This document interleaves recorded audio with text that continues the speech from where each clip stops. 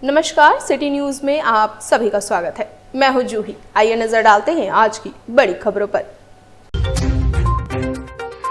बिरसा नगर में नशे की हालत में पिता ने अपने 7 वर्षीय पुत्र को चापर से मारकर किया घायल, पिता फरार।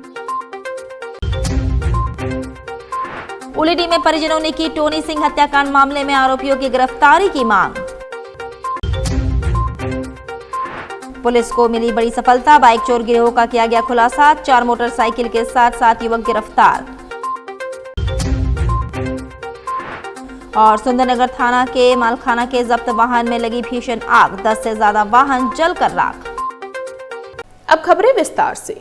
बिरसा नगर स्थित जोन नंबर 5 में नशे की हालत में पिता ने अपने 7 वर्षीय पुत्र को चापर से मारकर किया घायल, पिता फरार। बिरसा नगर स्थित जोन नंबर 5 में नशे की हालत में पिता ने अपने ही 7 वर्षीय पुत्र को चापर से मारकर घायल कर दिया।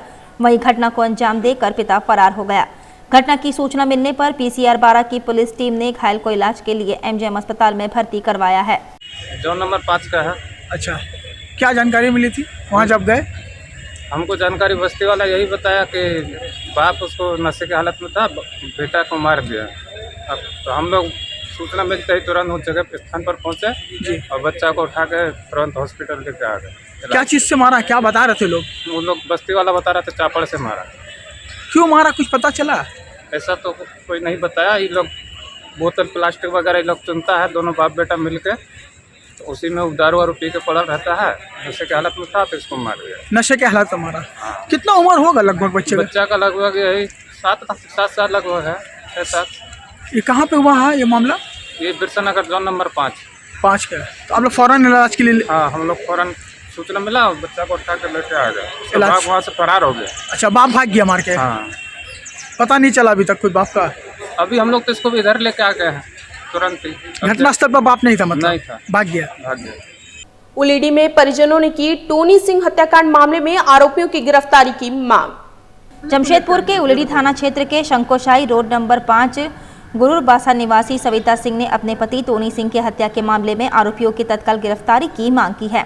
इस मामले में सविता सिंह ने एसएसपी को आवेदन देकर न्याय की गुहार लगाई है। बताया जाया है कि 15 नवंबर 2024 की रात की घटना है, जब टोनी सिंह अपने काम से लौट रहे थे। डिमना रोड स्थित उमा टिफिन के पास पहले से घात लगाए बैठे आरोपियों ने उन्हें रोककर मारपीट की और गोली मारकर हत्या कर दी। सविता सिंह ने बताया कि इस जघन्य अपराध को अंजाम देने में अविनाश सिंह, उत्तम मंडल, नीतीश पोदार और अन्य अज्ञात लोग शामिल थे। घटना के बाद 3 आरोपियों ने कोर्ट में आत्मसमर्पण कर दिया है, लेकिन पुलिस की ओर से अब तक किसी की गिरफ्तारी नहीं हुई है। हथियार भी बरामद नहीं किए गए हैं। सविता सिंह ने बताया कि पुलिस जब भी आरोपियों के घर दबिश देती है, आरोपी फरार मिलते हैं। सविता का आरोप है कि मामले के जांच अधिकारी अभिषेक कुमार निष्पक्ष जांच नहीं कर रहे हैं। उन्होंने कहा कि जब भी पुलिस से संपर्क किया जाता है तो केवल ये बताया जाता है कि आरोपी फरार है। इस तरह की लापरवाही से ऐसा लगता है कि जांच को प्रभावित किया जा रहा है। मेरा नाम सविता सिंह है। कहाँ से आए हैं आप लोग? मानगो डिमना 5 नंबर रोड से आए हैं। क्या मामला को लेकर आए हैं? मेरे हस्बैंड का 15 नवंबर को मर्डर हुआ, उसी के सिलसिला में मैं आई हूँ। मुझे न्याय चाहिए। हस्बैंड का नाम? टोनी सिंह। क्या चाह रहे हैं? हम चाह रहे हैं कि जितना भी मेरे हस्बैंड को जो मारा है सब पकड़ाए और कड़ी से कड़ी सज़ा मिले इन लोगों को। तो इसमें तो पकड़ा है कुछ लोग, सिलेंडर किए हैं वो लोग खुद से 3 जन। अब बाकी लोग तो खुलेआम घूम रहे हैं, हथियार लेके घूम रहे हैं, इंस्टाग्राम में अपना अपना फ़ोटो डाल रहे हैं, लेकिन अभी तक कोई कुछ नहीं कर रहा। इसके बोलने के लिए हम थाना भी गए थे कि इंस्टाग्राम में ये लोग ऐसा डाल रहे हैं, लेकिन अभी तक थाना से हम लोग को सपोर्ट नहीं मिला। किनसे मुलाकात की आप लोग? एसएसपी से मिलने के लिए आए थे। और हम चाहते हैं कि हम लोग का जान माल का भी वो लोग धमकी दे रहे हैं। जैसे कि मैं रोड में निकलती हूँ तो कुछ ना कुछ कमेंट करके पार हो जाते हैं, तो इसलिए मैं चाहती हूँ हम लोग का रक्षा करे प्रशासन और मेरे परिवार की सबकी रक्षा करे। ऐसा ना हो कि हम लोग को भी कुछ हो जाए। हम लोग का अपना जान का डर है। तो जो धमकी दे रहे हैं आपको रास्ता में, जैसा आप बता रही है, कभी प्रशासन को उसका सूचना दिया आप लोगों ने? नहीं, अभी तक तो थाना में खाली बोले हैं कि कुछ लोग हैं ताड़ के जा रहे हैं। थाना वाले बोले कि ठीक है देखते हैं, बस इतने ही बोले। अगर कुछ हो जाएगा। नहीं, लिखित नहीं दिए हैं। तो लिखित तो देना चाहिए था आप लोग, लिखित क्यों नहीं? आज आए हैं यहाँ पर, दे दिए हैं लिखित, एसएसपी ऑफिस में दिए हैं। एसपी ऑफिस में दिए हैं। क्या चाहती हैं? हम चाहते हैं न्याय चाहते हैं, और आने वाले दिन में मेरे परिवार को कुछ नहीं होना चाहिए। और भी लोग, और मेरे हस्बैंड को न्याय चाहिए बस। इस मामले में और भी लोग हैं हत्या के मामले में? हाँ, 4-5 लोग हैं जो अभी तक पकड़ाया नहीं है, सब भागे फिर रहे हैं और वीडियो डाल रहे हैं इंस्टाग्राम में, सब चीज़ में। ये सब हम लोग थाना उलीरी थाना को बोल चुके हैं, सूचना दिया है आपने? दिए हैं, वो आज यहाँ लिख के दिए, यहाँ लिखित दिए हैं। यही मामला है ना जी। जमशेदपुर पुलिस को मिली बड़ी कामयाबी, बाइक चोर गिरोह का किया खुलासा, 4 मोटरसाइकिल के साथ 7 युवक गिरफ्तार। जमशेदपुर पुलिस ने बाइक चोर गिरोह का खुलासा करते हुए 7 युवकों को गिरफ्तार कर न्यायिक हिरासत में भेज दिया है। पुलिस की गिरफ्त में आए युवकों में शेख साजिम, अब्दुल कलाम मलिक उर्फ कलाम, मोहम्मद शहबाज, मोहम्मद आदिल, मिनहाजुद्दीन अंसारी, मोहम्मद फिरोज और मोहम्मद इमरान शामिल हैं। पुलिस ने उनकी निशानदेही पर चोरी के 4 मोटरसाइकिल और उनके पार्ट्स बरामद किए हैं। इस संबंध में जानकारी देते हुए सिटी एसपी कुमार शिवाशीष ने बताया कि वरीय पुलिस अधीक्षक को मिले गुप्त सूचना के आधार पर मानगो थाना अंतर्गत Jawahar Nagar road number 15 nature park के ऑपोजिट में देर रात एंटी क्राइम चेकिंग लगाया गया था। चेकिंग के दौरान एक मोटरसाइकिल पर 3 युवक सवार होकर जा रहे थे। पुलिस चेकिंग पार्टी को देखकर तीनों भागने लगे, जिसे चेकिंग दल में शामिल जवानों के सहयोग से खदेड़कर पकड़ा गया। तीनों ने कड़ाई से पूछताछ करने पर पकड़े गए मोटरसाइकिल को चोरी का होने एवं चोरी के और अन्य मोटरसाइकिल बरामद कराने की बात कही। इसके बाद हेडक्वार्टर डीएसपी भोला प्रसाद सिंह के नेतृत्व में एक टीम का गठन किया गया। गठित टीम के नेतृत्व में पकड़े गए तीनों अपराधी मोहम्मद इमरान अफरोज उर्फ चेपा एवं मिनहाजुद्दीन उर्फ मीनू ने स्वीकृति रोकती बयान एवं निशानदेही पर जमशेदपुर के साक्षी, मानगो एवं सरायकेला के कपाली ओपी एवं अन्य क्षेत्रों में मोटरसाइकिल चोरी कर बेचने का खुलासा हुआ एवं पार्ट पुर्जे बरामद किए गए। उन्होंने बताया कि मोटरसाइकिल के पार्ट्स पुर्जा खोलकर चेंज करने वाले एक पूरे गिरोह का पर्दाफाश हुआ। छापेमारी दल में हेडक्वार्टर डीएसपी भोला प्रसाद सिंह के अलावा मानगो थाना प्रभारी निरंजन कुमार, पुलिस अवर निरीक्षक पवन शाह, उमेश कुमार मोदी, महेंद्र कुमार, सहायक अवर निरीक्षक मोहन कुमार, आरक्षी कालाचंद शाह, संतोष कुमार व अन्य शामिल थे। कल रात दिनांक 28/12 को रात में 10 बजे वरीय पुलिस अधीक्षक महोदय को कुछ सूचना मिली थी कि कुछ लोग किसी बाइक चोरी गैंग के कुछ व्यक्ति एक चोरी की बाइक को लेकर मानगो थाना क्षेत्र में घूम रहे थे। तो इसके तहत हमने एंटी क्राइम चेक किया था जवाहर नगर रोड नंबर 15 पे। वहाँ पे एक बाइक पे 3 व्यक्ति आ रहे थे जो पुलिस के टीम को देख के अचानक से मुड़ के भागने लगे। तो उन्हें खदेड़ के पकड़ा गया और उनसे सख्ती से पूछताछ की गई। तो उनके द्वारा बताया गया कि उनका नाम मोहम्मद इमरान, मोहम्मद अफरोज और मिनाजुद्दीन उर्फ मीनू है। इन तीनों ने ये स्वीकार किया कि जो बाइक वो चला रहे थे वो चोरी की बाइक थी और पूछताछ करने पर उनके द्वारा बताया गया कि वो लोग एक बाइक चोरी गिरोह के पार्ट भी थे। तो उनसे जब हमने और पूछताछ की और उनके निशानदेही तो और रिकवरी की तो हमने टोटल 4 बाइक रिकवर किए हैं और कुछ मोटरसाइकिल के पार्ट्स रिकवर किए हैं।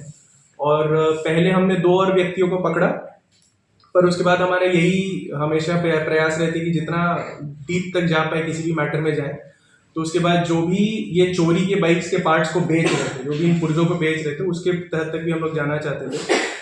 तो उसमें 2 व्यक्ति मोहम्मद शहबाज जो कि कपाली के रहने वाले हैं और अब्दुल कलाम मलिक ये भी कपाली के रहने वाले हैं। ये दोनों चोरी के पुर्जे को बेचते थे और उनके डीलर थे, उनको निकालते थे और उसको डील करते थे।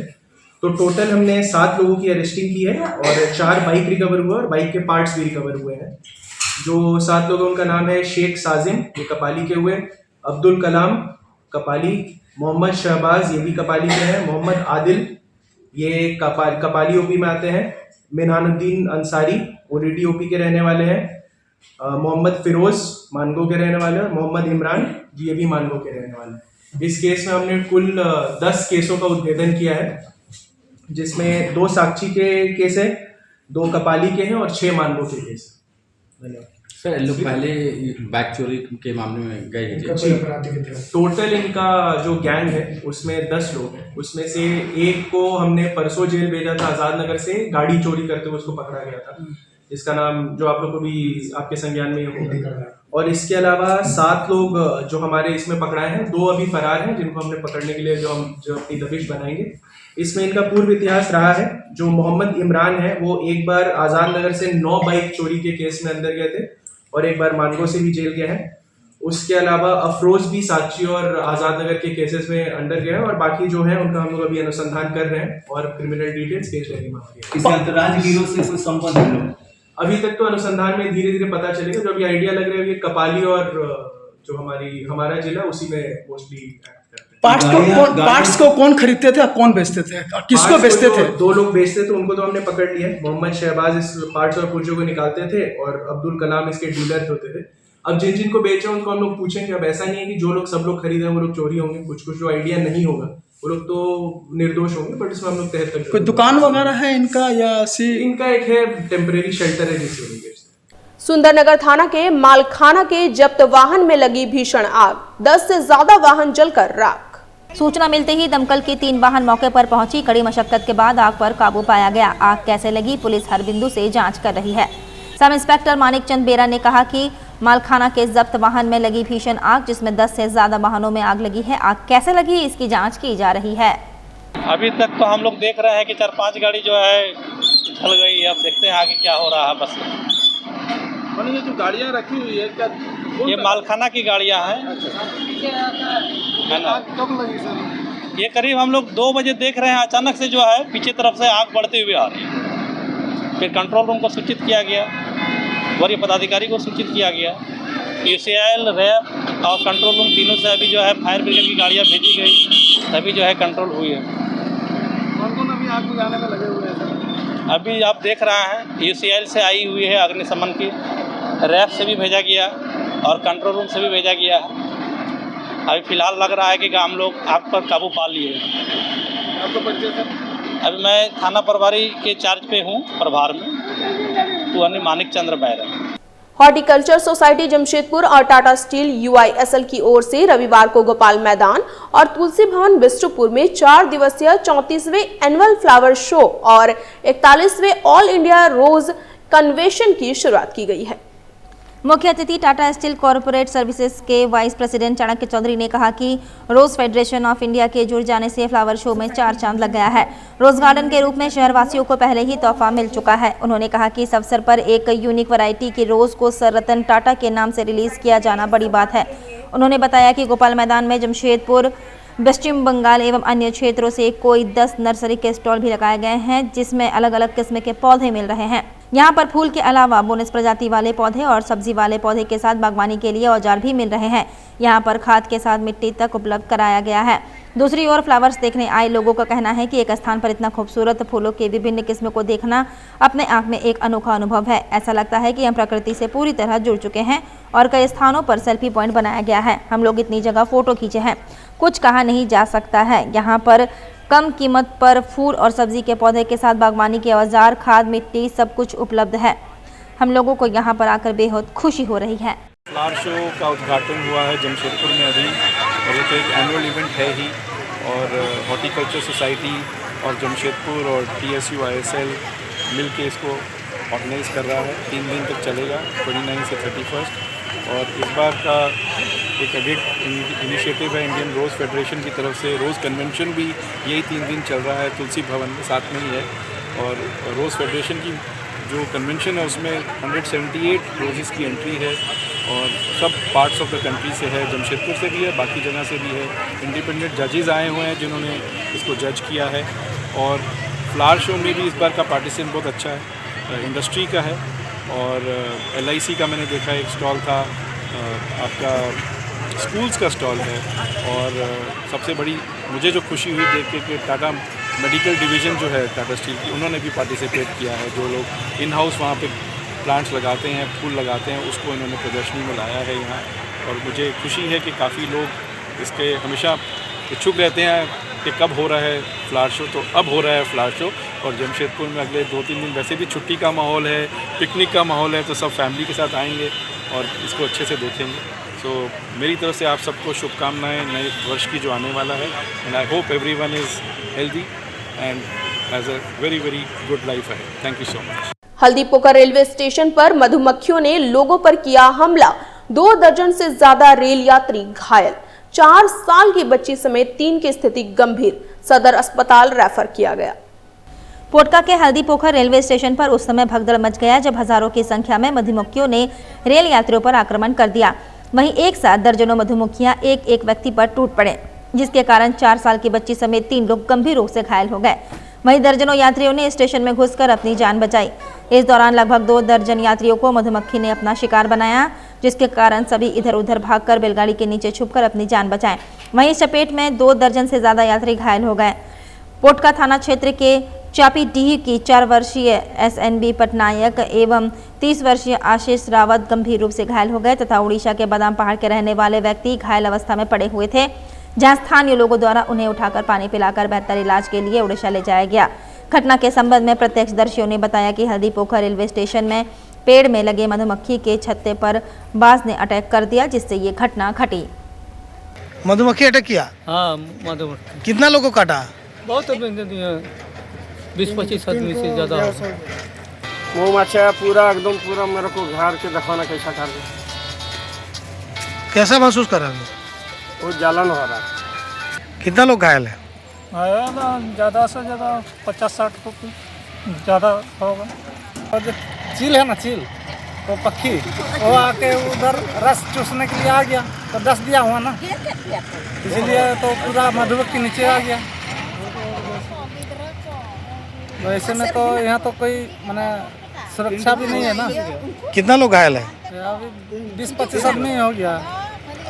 1 जनवरी को खरसवां शहीद स्थल में मुख्यमंत्री के प्रस्तावित कार्यक्रम की तैयारियों का उपायुक्त एवं पुलिस अधीक्षक ने लिया जायजा।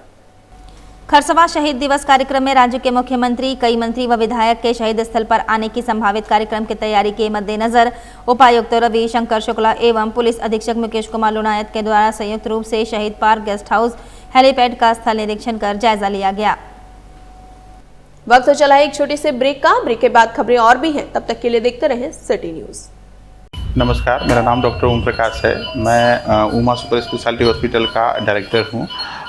उमा हॉस्पिटल में बहुत सारे ऐसे बच्चे हमारे पास रेफ़र होकर के आ रहे हैं, जैसे कि चांडिल हो गया, चाईबासा हो गया, सरायकेला हो गया, और ऐसे सुदूर क्षेत्रों से जहाँ पर बहुत अच्छा मेडिकल के लिए सुविधाएं उपलब्ध नहीं है, वैसे जगह से CSC PSC जैसे जगह से जहाँ पर कि मतलब कि ट्रीटमेंट अभी तक बहुत अच्छा नहीं है, जिसमें कि हम लोगों को जो लेवल 3 NICU का ज़रूरत पड़ता है, वैसे पेशेंट को डॉक्टर वहाँ से या सहिया या जो भी जिसके माध्यम से भी हो, उन लोगों को जैसे पता चलता है कि उमा अस्पताल में अच्छा इलाज हो रहा है, वैसे पेशेंट्स को लेकर के आ रहे हैं। उसी क्रम में एक बच्चा हम लोगों ने बहुत अच्छा इम्प्रूव किया है। इस बच्चे का कहानी है कि ये बच्चा जब जन्म होता है तो उसमें बहुत बार बच्चे रो नहीं पाते हैं, तो उसको एक टर्मिनोलॉजी बोलते हैं, बर्थ एस्फिक्सिया टर्म से उसको वो संबोधित करते हैं। तो वैसे में ये बच्चा आया था जो कि जस्ट बर्थ के बाद रोया नहीं, और उसके बाद झटका इसको हुआ, जिसको सीजर बोलते हैं हम लोग मेडिकल भाषा में। बहुत मल्टीपल टाइम इनको झटका आया, तो उससे जितना बार झटका आएगा उतना ब्रेन डैमेज होता है बच्चों का, और बाद में जा कर के बहुत तरह का अपंगता देखने को वैसे बच्चों में मिलता है, जैसे कि किसी का अच्छे से बोली नहीं निकलना, किसी का पैर नहीं चलना, किसी का हाथ नहीं चलना, और इस तरह का जो विकलांगता है उसका एक रिजल्ट है जो कि बहुत ऐसे जगह पर देखने के लिए हम लोग को मिलता है। तो हम लोगों के द्वारा जो सलाह है कि वैसे जगह ही प्रसव कराएं जहां पर की समुचित व्यवस्था है, जहां पर न्यूनेटल ICU का जहां पर सारा व्यवस्था है, जहां पर जैसे जच्चा और बच्चा दोनों को स्वस्थ रूप से देखा जा सकता है और सब चीज़ ज़रूरत पड़ने के बाद तुरंत किया जा सकता है। तो एज ए डॉक्टर मैं एक सलाह देना चाहता हूँ कि वैसे जगह का ही चुनाव करें बच्चों के प्रसव के लिए जहाँ पर की समुचित व्यवस्था हो, जहाँ पर कि आपके बच्चे का दोनों का जान बचाया जा सके, और इस तरह की अपंगता से उनको बचाया जा सकता है। सिर्फ आपके अगर आप जानकारी आपको इस तरह का रहेगा तो आप बेहतर डिसीजन ले पाएंगे और अपने परिवार को अच्छे से बता पाएंगे, काउंसिल कर पाएंगे उनको कि वैसा ही जगह पर आप डिलीवरी कराएं जहाँ पर समुचित व्यवस्था है, कि इस तरह का भविष्य में आपका बच्चा अपंग ना हो। धन्यवाद। ब्रेक के बाद मैं जूही आप सभी का फिर से स्वागत करती हूँ। 30 दिनों तक छकाने के बाद बांकुड़ा से पकड़ाई बाघिन जीनत, वन विभाग और लोगों ने लिया राहत की सांस। ओडिशा और पश्चिम बंगाल, झारखंड के वन विभाग के कर्मचारियों को 1 महीने से छका रही बाघिन जीनत को बांकुड़ा के गोसाईडीह जंगल से पकड़ लिया गया। बाघिन को मेडिकल चेकअप के लिए कोलकाता ले जाया गया। इसके बाद वन विभाग की टीम जीनत को वापस ओडिशा के सिमलीपाल टाइगर रिजर्व ले जाएगी। रविवार शाम गोसाईडीह गांव में बाघिन को पकड़ने के लिए खांचा में चारा बांधकर रखा था। बाघिन खाने के लिए जैसे ही चारा के पास गई, वन कर्मियों ने ट्रैंक्विलाइजर फायर किया। निशाना सही होने की वजह से जीनत बेहोश हो गई और उसे पकड़ लिया गया। 27 नवंबर को झारखंड में घुसी थी जीनत। बाघिन जीनत 27 नवंबर को ओडिशा के सिमलीपाल टाइगर रिजर्व से निकलकर झारखंड में प्रवेश कर गई थी। स्वर्णरेखा नदी पार करके गुड़ा बांधा जंगल में प्रवेश कर गई थी। 13 दिनों तक चकोलिया वन क्षेत्र के राजाबासा, गोदराशोल, बेरबेड़ा, चियाबांदी के पोटास जंगल में थी। 20 दिसंबर की रात मोरबेड़ा जंगल से निकलकर रेलवे ट्रैक धालभूमगढ़ मुख्य सड़क पार करके आभाभूला के रास्ते माटियाबांधी पंचायत के घाघरा गांव होते हुए कटुकछुआ जंगल में चली गई थी। परशुडी अंतर्गत नामोटोला में महान उद्योगपति स्वर्गीय रतन टाटा जी के जन्म जयंती के उपलक्ष्य में मां का आशीर्वाद फाउंडेशन की तरफ से रक्तदान शिविर का आयोजन किया गया था। लक्ष्य 100 यूनिट से बढ़कर रक्तदाताओं ने 103 यूनिट रक्तदान किया। 50 बुजुर्गों के बीच कंबल का वितरण किया गया। मां का आशीर्वाद फाउंडेशन के सभी सदस्यों के साथ संजीव संजय प्रधान और अध्यक्ष संतोष ओझा रक्तदाताओं का आभार व्यक्त किया। इस अवसर पर मुख्य अतिथि के रूप में जुगसलाई के विधायक मंगल कालिंदी उपस्थित थे। उन्होंने कहा कि रक्तदान करने से कई लोगों की जिंदगी बचाई जा सकती है। समाज के हर युवाओं को रक्तदान करना चाहिए। जमशेदपुर में रक्त की आवश्यकता है और लोग बड़े ही उत्साहपूर्वक रक्तदान करते हैं। ऐसे ही आगे भी रक्तदान करना चाहिए। समिति के सभी सदस्यों को इस महान कार्य के लिए हम बधाई देते हैं। स्वर्गीय रतन टाटा की जन्म जयंती के उपलक्ष्य में सरजुंदा पुराणवासी केवट समाज भवन में मां का आशीर्वाद फाउंडेशन द्वारा एक रक्तदान शिविर का हम लोग आयोजन किए हैं। इसमें हमारे तमाम मां का आशीर्वाद फाउंडेशन के उपाध्यक्ष सचिव, तमाम कमेटी के सदस्यगण मौजूद हैं और इसमें करीब अभी तक हम लोग का 50 प्लस हो चुका है और हम लोग 100 का टारगेट लेके चले हैं। साथ ही ग्रामीण क्षेत्र में गरीबों के बीच हम लोग कंबल का भी वितरण का आयोजन रखे हैं। मैं संतोष ओझा, मां आशीर्वाद फाउंडेशन का अध्यक्ष। तो अभी हमारे यहाँ जो फाउंडेशन के लोग हैं, बहुत अच्छा यहाँ ब्लड डोनेशन का कैंप जो है अभी तक में 50 प्लस हो चुका है और हम लोग टारगेट रखे हैं कि 100 का। तो आज चाह रहे हैं कि इनके जयंती के जो शुभ अवसर पर हम लोगों ने शुभ काम किया है, ये आगे भी बढ़ चढ़ के हम लोग सब करें और इसी तरह सबके पास मैसेज पहुँचाएं कि कुछ अच्छा और नेकी के काम पे सब इस तरह से साथ में रहें। गायत्री शक्ति पीठ हरिद्वार में प्रज्वलित अखंड ज्योत के 100 वर्ष पूरे होने के उपलक्ष्य में पीठ की ओर से अखंड ज्योति रथ निकाली जा रही है। यह यात्रा पूरे भारतवर्ष का भ्रमण करेगी। इसके लिए अलग अलग राज्यों में अलग अलग रथ रवाना किया गया है। झारखंड में 2 अखंड ज्योति रथ भ्रमण कर रहा है, जिसमें पहला रथ 14 जिले तथा दूसरा 9 जिलों का भ्रमण करेगा। इसी क्रम में पहला रथ रविवार को जमशेदपुर पहुंचा। गायत्री शक्तिपीठ गोलपहाड़ी में रथ का भव्य स्वागत किया गया। गायत्री शक्तिपीठ ट्रस्ट के प्रधान ट्रस्टी प्रभाकर राव ने बताया कि 1926 में शांति कुंज हरिद्वार में अखंड ज्योत जलाई गई थी। तब से उक्त ज्योत अनवरत प्रज्वलित है। अखंड ज्योत के 100 वर्ष पूरे होने के उपलक्ष्य में रथ यात्रा निकाली गई। इसके माध्यम से घूम घूम कर सनातन सांस्कृतिक का प्रचार प्रसार किया जा रहा है। साथ ही लोगों को अखंड ज्योति का दर्शन कराया जा रहा है। उन्होंने बताया कि 2 दिन बाद अखंड ज्योति रथ रायकेला रवाना हो जाएगी। इससे पहले गोलपहाड़ी पहुंचने पर रथ का गायत्री परिवार के सदस्यों एवं आम लोगों ने भव्य स्वागत किया। तो ज्योति कलश यात्रा, तो इसमें गुरुजी का अखंड दीप जो 1926 में जलाए हैं शांतिकुंज हरिद्वार में, उसका 100 वर्ष हो रहा है और वंदनी माता जी का भी 100 वर्ष हो रहा है। तो 100 वर्ष के उपलक्ष्य में पूरे भारतवर्ष में सभी राज्य में, सभी जिले में, सभी प्रखंडों में पहुँचे अखंड ज्योति रथ यात्रा। क्योंकि गुरुजी कहते हैं और सही भी है, ज्योति में हम निवास करते हैं, अखंड ज्योति में हम निवास करते हैं। तो सभी लोग, गांव वाले लोग कहीं भी हरिद्वार नहीं जा पाते हैं अखंड दीपक दर्शन करने, तो हम लोग घर घर तक ही करें। तो इसमें न सनातन संस्कृति का और हमारे गायत्री परिवार का, मनुष्य में देवत्व जगाने का, धरती पर स्वर्ग बनाने का जो निर्णय लिए हैं परम पूज्य गुरुदेव ने, उसी को आगे बढ़ाते हुए, उसी को आगे बढ़ाने के क्रम में गायत्री शक्तिपीठ टाटानगर की ओर से ये रथ करीब हम लोग का 15-16 लाख रुपया खर्च होके सब बन रहा है। हमारा ये रथ 9 जिले में चलेगा और इसका और एक रथ रांची से चल चुका है, वो बाकी 14 जिले में जाएगा। आज ये रथ कहाँ से कहाँ तक चलेगा? आज ये लोकल चलेगा, परसुडी चलेगा, परसुडी। इसके बाद 1 तारीख से सरायकेला खरसवां चलेगा। वहाँ 41 दिन तक सब प्रखंडों में सब तक जाएगा। आपका शुभ नाम बता दीजिए। जी, मेरा नाम के प्रभाकर राव है। हम चीफ ट्रस्टी टाटा नगर गायत्री शक्तिपीठ खेलगढ़। बरनवाल मोदी सेवा समिति द्वारा आयोजित महाराजा अहिवरण शोभा यात्रा सह जयंती समारोह आज बहुत ही धूमधाम से मनाया गया। सर्वप्रथम सुबह राजस्थान शिव मंदिर जुगसलाई से महाराजा अहिबरन की शोभा यात्रा राजस्थान शिव मंदिर जुगसलाई से समिति के अध्यक्ष मनोज कुमार बर्नवाल के नेतृत्व में निकाली गई, जो जुगसलाई पार्क जाकर समाप्त हुई। शोभा यात्रा में रथ में महाराजा अहिबरन जी सवार थे एवं बैंड गाजे के साथ लगभग 50 की संख्या में महिलाएं, बच्चे और पुरुष महाराजा अहिबरन की जय, जय अभिहरण, जय श्री राम, भारत माता की जय, वंदे भारत इत्यादि का नारा लगाते हुए भगवा पगड़ी पहनकर चल रहे थे। तत्पश्चात जुगसलाई पार्क में महाराजा अहिबरन जी की जयंती मनाई गई, जिसमें मुख्य अतिथि जमशेदपुर पूर्वी के लोकप्रिय विधायक पूर्णिमा साहू एवं विशिष्ट अतिथि अखिल भारतीय बरनवाल वैश्य महासभा के राष्ट्रीय उपाध्यक्ष डॉक्टर विजय प्रकाश थे। सर्वप्रथम अतिथियों ने महाराजा अहिबरन के चित्र की समक्ष दीप प्रज्वलित किया एवं पुष्प अर्पण किया। इसके बाद स्वागत भाषण देते हुए अध्यक्ष मनोज कुमार बर्नवाल ने कहा कि हमारे आराध्य महाराजा अहिबरन जी श्री राम जी के वंशज थे और वरण जनपद के राजा थे, जो वर्तमान में बुलंदशहर कहा जाता है। उन्होंने कहा कि बर्नवाल समाज क्षत्रिय था, लेकिन मुगलों के आक्रमण के बाद बर्नवाल समाज वरण राज्य को छोड़कर भारत के अन्य प्रदेश में बिखर गए, जिनमें उत्तर प्रदेश, बिहार, झारखंड, पश्चिम बंगाल, मध्य प्रदेश रहा।